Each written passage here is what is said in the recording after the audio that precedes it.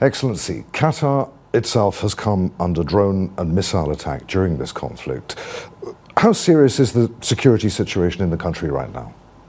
At the outset, I want to say that those attacks needs to immediately stop not only on Qatar but on the whole region. Qatar have mentioned its political position when it comes to this aggression that we have condemned by the strongest terms, the unjustified and outrageous attacks on the state of Qatar, and that directly impact its own sovereignty. And Qatar will do and continue to do every possible and legal measures to defend and practice its exercise of self-defense against this aggression. Are you confident that the region can avoid a wider war if attacks on energy facilities, airports, civilian infrastructure in the Gulf continue? Could we see a direct military response from the Gulf nations? Well, I want to say that we are extremely worrying about the wider range of attacks, not only in the military, but also in the civilian infrastructure. We've seen in the last few days that are attempts of attacks on civilian infrastructure, such as energy, aviation, commerce, and that definitely goes against any provisions of international law and the United Nations Charter that has been clearly violated by those attacks coming from Iran. On the other hand, of course, we are extremely proud of the efforts that has been done by our defense and security forces in the state of Qatar, responding and intercepting every single missile and drone comes to with the purpose of course, terrorizing the civilians, people, and with the aim of damaging vital infrastructure. We're really proud of these efforts. Those personnel have definitely resembles a solid example of true courage and definitely professionalism in dealing with this matter. We're also proud of the people that lives in Qatar, whether they are citizens or residents. They've also resemble the very important example of resistance, resilience, and also definitely unity under the strong and wise leadership of the state of Qatar. Minister, Qatar's Prime Minister said 2 days ago that Qatar feels a big sense of betrayal by Iran. Has that fundamentally changed Doha's relationship with Tehran? Does Qatar still trust Iran enough to mediate? Well, let's say that this aggression brings a benefit for no one, and it is definitely worrying to see a neighboring country start taking those aggression against another neighboring country, and a country that has a long history in the field of mediation and resolving conflicts with Iran and other disputing parties as well. Qatar has been always there in reaching out and stretching the hands of help and support, including the pre-war periods where Qatar has intensified its efforts and reach out with the Omani mediators in trying to help and support the parties to reach that agreement. It's unfortunate where we are standing right now, but we also believe that there is no pathway of a sustainable and long-lasting solution other than returning back again to the negotiation table. Is there still a line of diplomatic communication between Doha and Tehran right now? When did you last have communication with Tehran? His Excellency, the Prime Minister received a phone call a few days ago from the Foreign Minister of Iran, where we have clearly expressed our condemnation over those attacks and demanded an immediate stop of those aggressions against the regional country. The regional countries are not an enemy of Iran, and the Iranians are not understanding that idea. They keep throwing those missiles and keep attacking the state of Qatar and the regional country. That brings no benefits to Iran. As a matter of fact, it creates a huge damage to that long historical relationship. Until the very last moment, the state of Qatar and you were trying through various diplomatic channels to contain this crisis, to prevent the outbreak of war. When did Qatar realize that the diplomatic path was no longer capable of preventing this confrontation? Qatar has a long-standing experience in the field of mediation. We've dealt with the most difficult and complicated conflicts around the globe. We know that at certain points within the mediation, the parties may not reach an agreement. Our role is always to continue to encourage them to return back again to the political solution and to the negotiation table. It's unfortunate that the matter has reached what it's reached right now. We continue to push and to call for the return again to the diplomacy and to resolve that conflict peacefully. As I mentioned to you, there is no alternative solution for a long-lasting solution of this conflict other than the political solution. All right, so if you look ahead to the coming weeks, what would a realistic path to de-escalation actually look like? Who needs to take the first step? How would it done? What role could Qatar play in that? Well, first of all, we need to stop that aggression against the regional country. A country such as Qatar, Oman, and several other countries in the region played a vital role in trying to build bridges between Iran and the West, will not be able to fulfill that role under attack. And that's something that the Iranians needs to understand and needs to treat the regional countries with respect and return back again to favoring the political solutions moving forward. Of course, there are a series of suggestions can be provided for de-escalations, but an opportunity need to be provided at that level for that efforts to be reached. And therefore, I think that Qatar will continue to call for further de-escalation, and Qatar will continue to call for a political solution for that conflict. When this war ends, do you believe that the Middle East needs a new regional security system that establishes clear rules for protecting maritime routes and energy facilities and prevents an escalation such as the one that we've seen in recent days? Certainly this war and the recent few days and the escalations in the recent few days has directly impacted not only the military bases, but also, as I mentioned to you, civilian infrastructure and energy.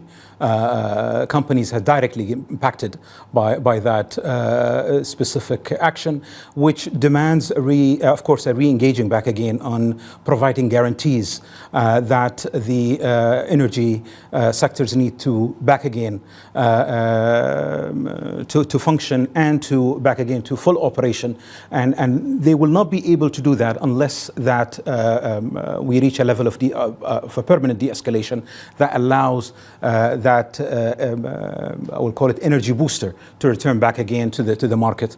Also the navigation and the movement of ships. We're talking about the Strait of Hormuz and the major threats of the freedom of movement on the Strait of Hormuz is something very critical, and a lot of countries that deals with this matter believes that there should be an immediate solution for that specific purpose. Minister, the United States and Israel say that their strikes were necessary to neutralize Iran's nuclear threat. Does Qatar accept that argument, or do you believe that this military action has made the region even more dangerous now for the future? Well, I cannot speak on behalf of the United States or reflect on the objective of the United States. What I can say is that when it comes to the position of the state of Qatar, Qatar has been always an advocate for peace. We're always favoring the peaceful methods of resolving conflicts. We've been always a strong facilitator of peaceful resolution of conflicts, including this one, where we have a long-standing experience in dealing with both disputing parties in the previous incidences. And we will continue to offer our help and support to support that. We are, as I mentioned to you, we are of the view that the finding a permanent and long-lasting solution of this conflict would demand the parties to restore to a political solution. How, Minister, would you assess the United States' role in managing this crisis to date? Well, we keep our line of communication, as always, open with our colleagues in the United States, and we keep encouraging them and supporting the pathway of peace and resolving conflicts through peaceful means. We really hope that the parties can find that pathway and really end the military operation and return back again to the negotiation table to meet the concerns of the parties. And now we're talking about the concerns of the regional parties as well. When we're talking about aggressions on Qatar and on the GCC country, these are legitimate concerns. And those are matters that has been discussed under the GCC organization, and we continue to reflect on that with our partners internationally as well. Qatar's leadership has warned that this war could destabilize the global economy and, of course, the energy markets. We've seen that in the last few days already. What are the biggest risks that you see if this conflict continues as it is? Well, if there is a message that I can mention today, that the GCC security is not only a regional security, it's a global security. What the GCC countries been doing in the past years is to contribute towards the stabilities of the global market through our energy infrastructure, through the international trade, and as well as through our diplomacy and our international engagement. Limiting the GCC countries from fulfilling that role would have most certainly a major impact on the global market, and therefore it is definitely a major concern globally, not only regionally, and it demands a global solution that can protect the movement or the chain of supply of energy from the GCC to the world. What would your message be then to Qatar's energy partners right now? How does it reassure them in a time like this? Well, as His Excellency, our Minister of State of Energy, has reflected previously, our engagement with the contractors and with our partners have been very solid, and we've been engaging with them, reflecting on the challenges that Qatar is facing currently, hoping that this will be temporary and Qatar would return back again as used to be strong, fulfilling when it comes to the international demands. And I believe that this is not a situation that Qatar is only facing, it is the wider region. And we've seen how this conflict has reached out countries that are not in the GCC but directly impacted by this conflict. Iran, of course, has said that it won't attack GCC countries if they don't use territory to launch attacks on Iran. Has Qatar, Minister, allowed attacks through its territory in this conflict? No, Qatar has a very personal position when it comes to this issue. Qatar never did not launch an attack and will not launch an attack on a neighboring country. This is a matter of principle for us. And what Qatar has done is simply exercise our right of self-defense. And Qatar will continue to use all means necessary, legitimate means necessary, to defend our territory and our people. I'm going to put a question that I put to you a little earlier again. How close do you believe the region is to a broader conflict involving multiple countries in the region? What would be the single step that could prevent that escalation? Just how dangerous a moment is this? As I mentioned to you, I don't think this is a regional war. This is a war that has its own impact on the global market. It demands a global engagement by all countries around the globe. And you might seen even His Highness the Emir and the Prime Minister received several phone calls from leaders around the globe.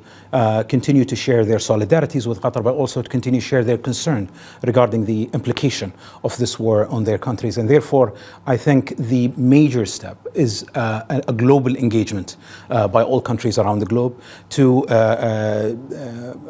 play an important role in de-escalating and finding a permanent end for that conflict. And how big a role is the state of Qatar playing in in efforts, diplomatic efforts to de-escalate, to find some sort of solution to this conflict? Qatar has been extremely active in the last few days in terms of our reach out to our strategic partner globally, but also from a regional perspective. Qatar has been very much identical with the position of the GCC countries in terms of preserving and protecting our territories and our people, but also to calling for a de-escalation and a permanent solution of that conflict. We know that post this conflict, there should be a lot of measures to guarantee and secure that this issue will not be repeated.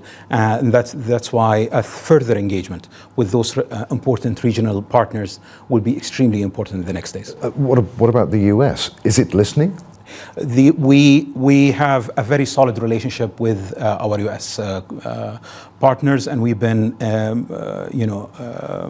engaging with them on those important issues, and they've been, communicating well with us regarding those important matters. Of course, the U.S. will have an important role in securing that, and we will engage transparently and directly also with our U.S. colleagues on those different important concerns that the GCC will have. Qatar's Minister of State for Foreign Affairs, Mohammed bin Abdulaziz Al Khulaifi, thank you for talking to Al Jazeera. Thanks for having me.